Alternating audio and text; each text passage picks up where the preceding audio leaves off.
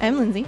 And I'm Ryan, and this is Practically Speaking, the monthly show where we talk about the topics changemakers, digital leaders, and innovators care most about. Well, I don't know about any of you, but I am just amazed that we are finally in 2023. I felt like 2022 went on forever and ever and ever and ever and ever. Ryan, did you feel like that?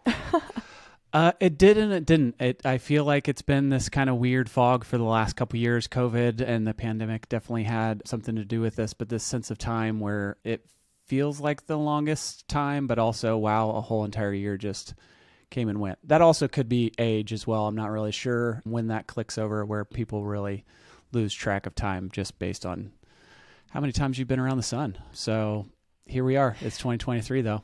There is this like bizarre time warp thing that has happened since I think 2020 of it feels like the longest time period and shortest time period of my whole entire life. So I don't think you're wrong in that assumption, but with 2023 and a new year, I think you all kind of know where we're going to go with this, but that brings us to this thing called resolutions, New Year resolutions. Done. Some people might be excited, some people might be scared.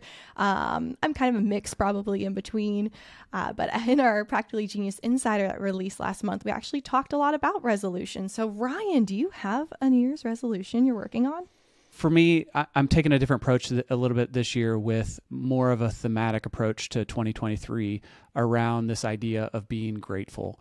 So that's really kind of where I'm focused on as far as, I get to do these things rather than I have to do these things, and just taking a different approach of what is all the positives and great things in my life and just being more grateful and having that outcome, hopefully to start every single day is really where I'm focused at here in 2023. Lindsay, how about yourself?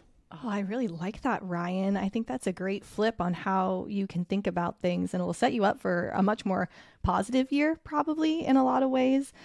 Kind of the same thing. I am actually not much of a resolution maker. I like to pick I'm a copywriter. I write all day, so I guess words are just my jam. But I like to pick a word for the year, and quite honestly, this might have been my word last year. I can't really remember because, like I said, last year was just very, very long to me. So it could have been the same thing. Who knows? But my word I think I want to attach myself to this year is intentional, and being intentional with my relationships, how I use my time, what I do in my work. I'm very much a yes person. And as great as that can be, sometimes you can't continually be a yes person and not burn out.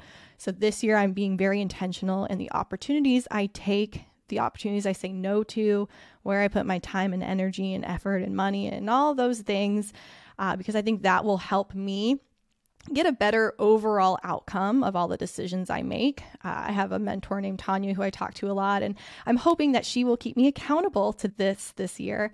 And that kind of leads me into my next conversation and piece of this, which is in our last Practically Genius Insider, I actually shared a bunch of different tips on how to stick to your resolution. So even if you're like Ryan and I, and you're not quite a resolution setter, but you have maybe some goals you want to hit, this leads perfectly into that. So whether you're trying to achieve a resolution or you just have some kind of project you're trying to achieve a goal for, these tips can kind of go either way.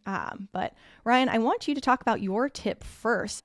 Yeah, it's this idea of avoiding repeating past failures. So if you're thinking about setting a resolution this year, or you're even going maybe even a thematical approach like I mentioned with being grateful, that you've tried to fulfill in the past, but you might want to reconsider. So repeating one that's been unsuccessful in the past may hinder you in your confidence to complete it again this year. So I recommend altering that resolution to breathe some more fresh air into that goal. So what I mean by that on the personal side, I've known people that have really struggled to maybe work out or be active. I've known somebody that took it as far as wearing what they're going to the gym or work out in the morning. They've wore that to bed. So they actually have to do more work to get out of that outfit if they want to do anything outside of working out for that day. Inside of an organization, I think something that we've found works really well. Formstack is conducting retrospectives after every campaign, after every initiative or project or program that you've put together, is getting all the stakeholders back together. What's gone well, what's not, what didn't go so well, what are opportunities of improvement for the future, because you're probably going to be spending up those initiatives or projects again in the future, and being able to look back on those notes will help you identify those roadblocks before you even start. And so some of that will help you to not repeat those same past failures. Lindsay, what tip do you have? Yeah, one I've been thinking about that really spoke to me when I wrote that last Packaging Genius Insider newsletter was to partner with someone. And for me, there's kind of two areas I think about partnering with, especially if it's talking about what I'm trying to achieve in my work life this year and kind of the goals I've set out for this. So for instance, let's say the goal I'm thinking about is boosting the subscriber list for Packaging Genius Insider. So if you're listening, hey, help me achieve my 2023 goals and go subscribe right now. But anyways, let's say that's the goal I'm trying to achieve, right? One thing that's super helpful is to partner with someone to have some accountability of getting to that goal. And I like to think of it as having two different partners. So one who is in the nitty gritty and understands exactly what you're doing in your day-to-day work. So that could be maybe Ryan. I ask you to be my partner and hold me accountable for this, or someone else on the marketing team who is tightly ingrained in this project, so that they know exactly the situations I'm in, the work that's happening, what's going on, and they can have that insider perspective to kind of cheer me on when I need it, kind of help me realize where things might not be going as well or might need to be tweaked or fixed or fine-tuned. And they really have the insight to be able to partner with me. And then they would then also tell me what they're trying to achieve and something that I might have good insight into, so that we can bounce off ideas, we can work together, we can celebrate our wins together. But I also like thinking about having a partner outside the scope too. A little bit earlier, I mentioned my mentor, Tanya. I would love to talk to her about this goal and have her just total outside opinion to be able to pitch new ideas and new thoughts and new strategies. And she comes from outside my work day and outside of my sphere of what I'm doing day to day. So she might bring in some really great perspectives to help me think of things I haven't thought about, notice things that have not been on my radar at all. But also like having someone outside of that to be able to support me. And then I can also champion her. So whatever her goal for this year is, helping her along the way, and just having someone both in the workplace and outside the workplace to partner with, I think can be a huge benefit. Well, I'm happy to be your partner on saying no. Big fan of that. You can improve a vast majority of your life and organization and business by just saying no to things that you might have taken on in the past. So if you need to sign me up for that partner in crime, I'm here for you. How beautiful. You all are watching our tips play out in real time. This is fantastic. So now I just have to hold Ryan accountable and myself accountable to make these happen, right? Super meta. And if you want the rest of the tips that I shared in the last Insider newsletter, feel free to go over to formstack.com, click on that resources drop down. You'll see that Insider newsletter link, and you can find all the tips we shared, because there were actually a lot of really helpful tips, I think, that can help anyone achieve their 2023 goals and resolutions and whatever's on your list for this year. But another topic that is usually on my mind no matter what, and we've talked a lot on this show about, is digital maturity. And so one thing we've been talking about in our team is just what is the baseline level of understanding of digital maturity. So we decided to run a poll asking our audience whether they really understood and had a clear definition of what digital maturity means. So Ryan, can you tell us a little bit more about our definition of digital maturity?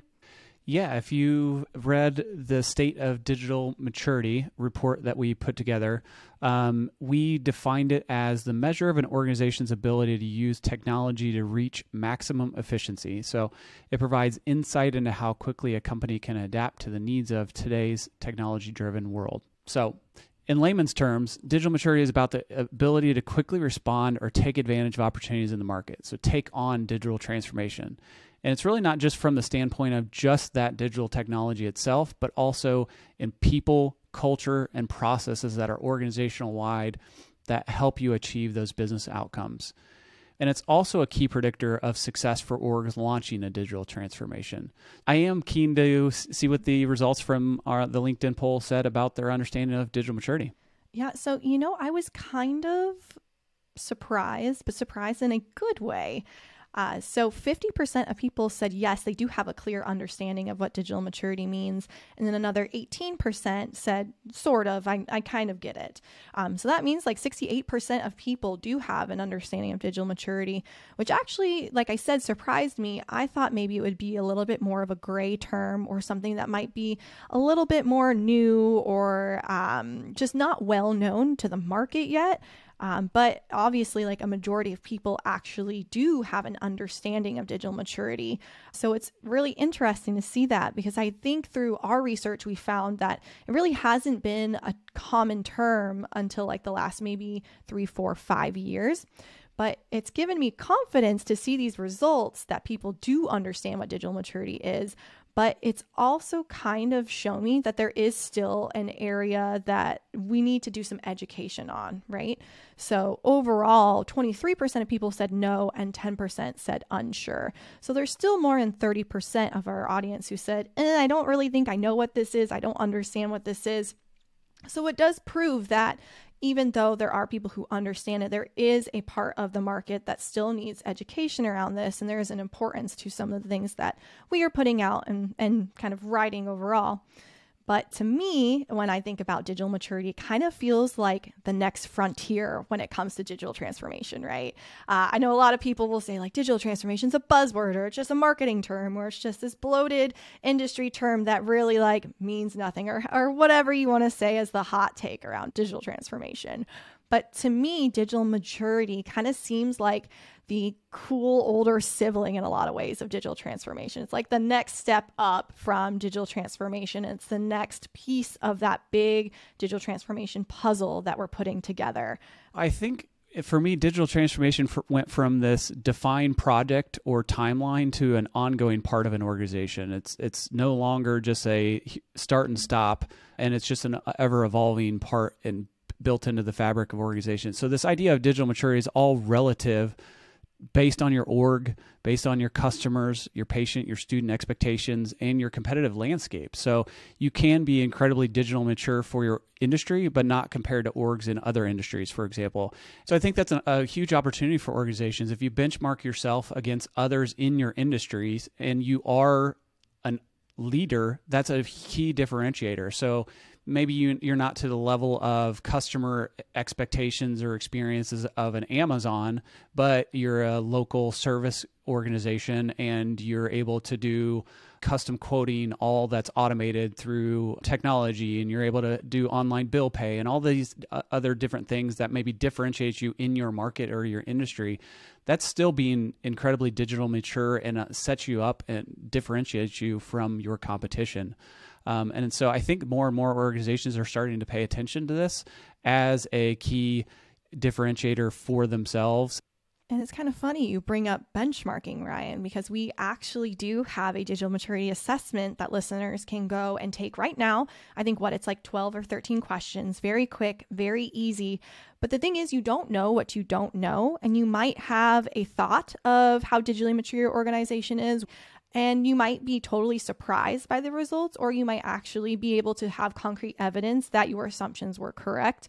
And like you said, being able to know where you are within your niche or industry or vertical is so incredibly helpful, because then you have a seat at the table and you understand where you are with your competitors, and you can see where you need to improve, where you're doing great. And that can impact a lot of the things you do as a business. So if you are listening and you're like, oh, I do want to know like where we're at with our digital maturity, feel free to hop over to our website. Also in the show notes, we'll link to our digital maturity assessment. Highly recommend, because what happens is not only do we give you a general assessment of your digital maturity, we break it down by your vertical as well, or your industry, which is incredibly helpful information to have. So I highly recommend you hop over and take that. It takes like less than 10 minutes, Ryan. I mean, it's super easy.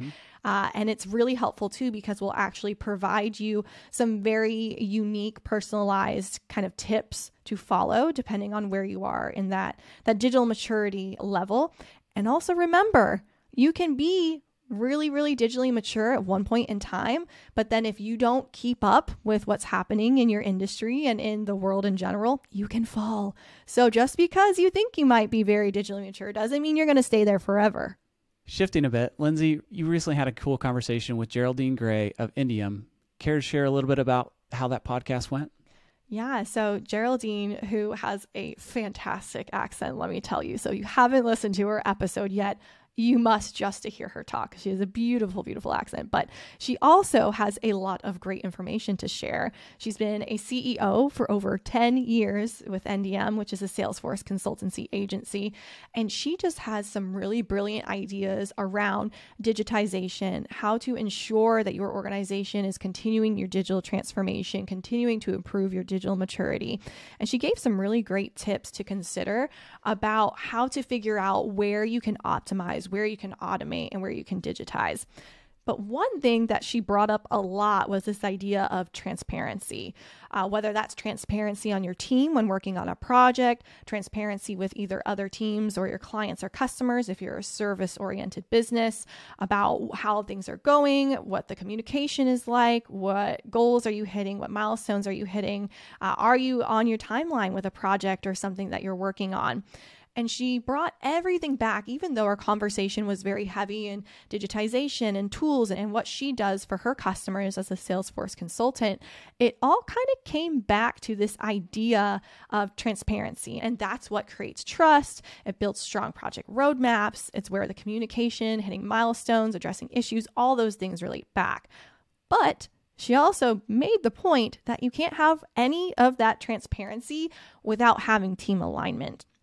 Whether that's team alignment on your direct team, across departments in your organization, as an organization as a whole, of being aligned on what your goals are, and bringing it back to 2023, talking about those high-level organizational goals. If you don't have team alignment on those things, you're actually never really going to get where you need to be. You can have the best project plan, you can have the best communication, but if you don't have alignment and people don't see the bigger picture, it's likely you're going to fail to some extent. So Ryan, I would love for you to talk a little bit about what team alignment looks like, feels like, the impact of it from the least optimized to the most optimized organizations. Yeah, as we surveyed quite a few organizations across the U.S., we found that limited organizations, so the least optimized organizations, they had departments that worked independently and rarely shared ideas. They had a lack of formal process for sharing learnings across departments. IT usually builds workflows, but those are sometimes built by different departments. And there's lack of consistent reporting around system costs, tech maintenance, and necessary workflow updates. So that's on the least and limited optimized side of the house. On the optimized or the most optimized organizations, learnings and ideas are frequently shared across departments. They use a variety of channels to communicate those learnings, including collaboration tools, emails, and meetings. And they track data on systems, costs, tech maintenance, and necessary workflow updates. So you can see the stark contrast between limited and optimized organizations where they have this alignment across organizations. They're sharing their learnings and the good, bad, and the uglies across the organization. And they also have this framework for identifying bottlenecks and inefficiencies across the orgs, and they're trying to tackle those, not necessarily always at the siloed departmental level. Yeah, and I actually did a exercise recently that makes me think about something that could be done to maybe boost an organization's understanding of this team alignment. So I actually did a workshop with a lot of my other coworkers from a lot of different departments about the overall customer journey for a Formstack customer.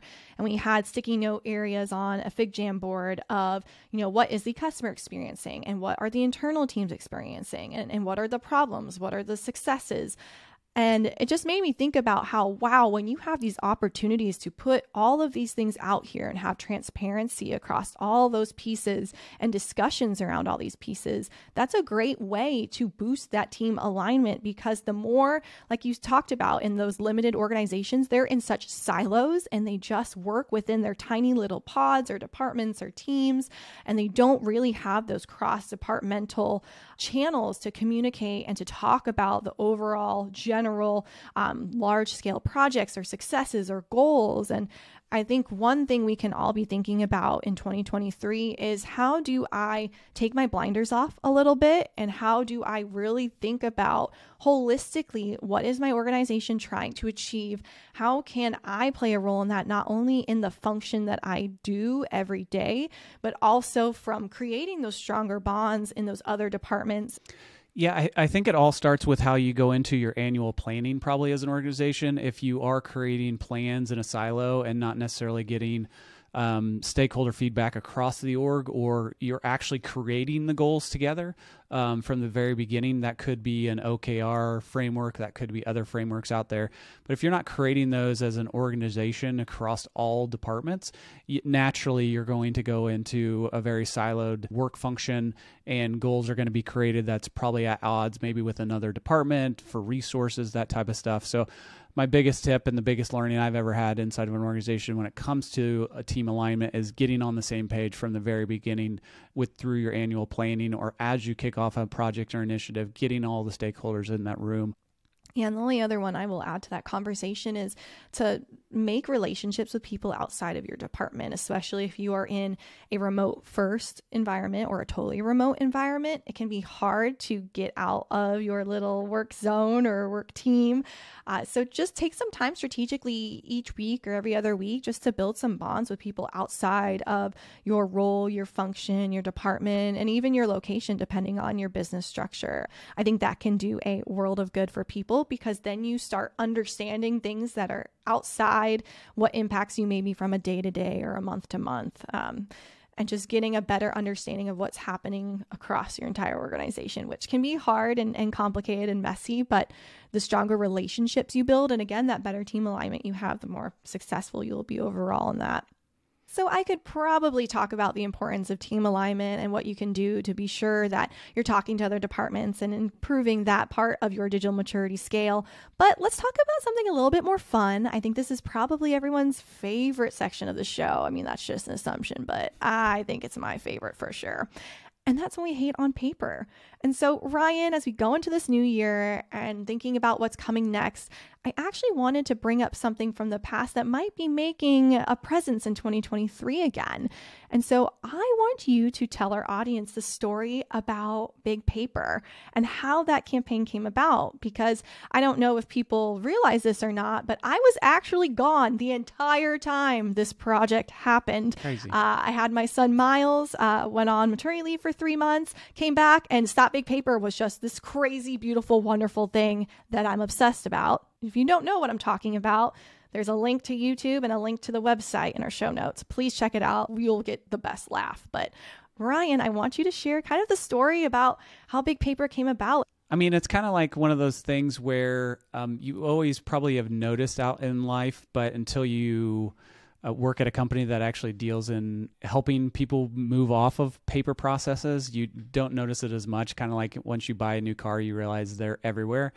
It was a couple years ago, actually, and we had been talking a couple different times as far as just why is paper still so prevalent inside of organizations? Why, when you go to the doctor's office, are you still having to fill out the same form over and over again when they have clearly that information in the system?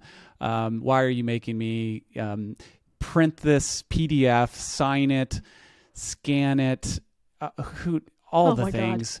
What is happening? And we had this conversation over and over again, and we thought that there has to be an organization behind it called Big Paper. That was them and, Big Ink, if you think about keeping printers in business, making us print all these PDFs and pages and all that things. And so we took a funny jab at this made-up company called Big Paper on how they're actually keeping it in business, how they're keeping the stranglehold on our processes, from insurance to the doctor's office to inside of every touch point you might have as a consumer, and really took a funny spin on it as far as like help us join the fight against Big Paper so we can get more efficient and also just like streamline our overall days, both as a consumer and inside of our organization. What can we expect to see out of the Stop Big Paper campaign in 2023? Anything you can share with the audience? Stay tuned. Still ideating. We've had many customers, many of partners of ours say they're joining us on the fight towards big paper. We've even had a customer reach out with some ideas for future videos. If you do have ideas for how we can take this to big paper some more with this campaign, always up for it. But we will definitely be exploring a lot of other cool ideas in the coming year to help find more of us out there that have a problem with this and need it to stop. So Please, stay tuned. Let's go. Let's get something out in 2023 around Stop Big Paper again. I'm here for it. Me too. Well, thanks so much for joining us for this episode of Practically Speaking. Be sure to subscribe to Practically Genius Insider newsletter. There's a link in the show notes to make that easy. For this month's issue, we're talking everything automation. So if you're concerned about digital maturity and how you can improve, definitely subscribe so you can figure out all the automation tips you need to advance your digital maturity. Thanks for listening, and we'll be back later this week with our next Genius Spotlight episode.